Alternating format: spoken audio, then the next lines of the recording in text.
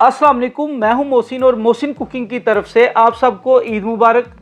आज की रेसिपी भी ईद स्पेशल है, तो आज मैं आपसे रसमलाई की बहुत आसान और मज़ेदार रेसिपी शेयर करने वाला हूं, जिसे आप घर पर आसानी से बना सकते हैं। मज़ेदार सी रसमलाई बनाने के लिए सबसे पहले कढ़ाई या खुले मुंह वाले बर्तन में 1.5 लीटर के करीब दूध लेंगे। इसमें एक छोटा साशे ड्राई मिल्क ऐड करेंगे। अगर दूध गाढ़ा है तो ये ऑप्शनल है। इसमें 4 टेबलस्पून या एज पर टेस्ट शुगर और 2 से 3 सब्ज़ इलायचियाँ ऐड करेंगे और दूध में बॉयल आने का वेट करेंगे।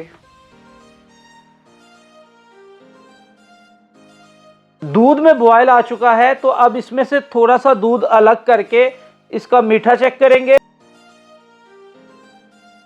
और आंच को मीडियम से लो कर देंगे।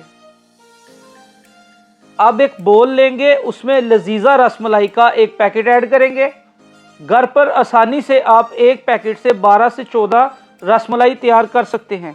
अब इसमें नॉर्मल साइज का एक अंडा फेंट कर आधा शामिल करेंगे। 2 टेबलस्पून कुकिंग ऑयल ऐड करेंगे और इसको हाथ या स्पून की मदद से अच्छी तरह मिक्स कर लेंगे।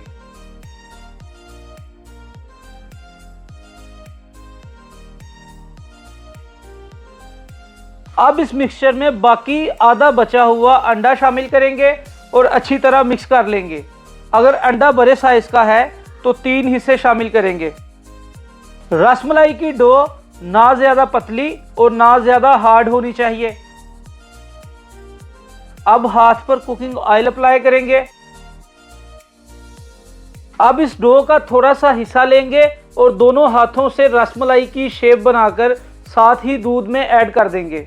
रसमलाई की डो बनाने के बाद इसे बिल्कुल भी रेस्ट नहीं देना और साथ साथ ही दूध में शामिल करेंगे तो रसमलाई अच्छी बनेगी।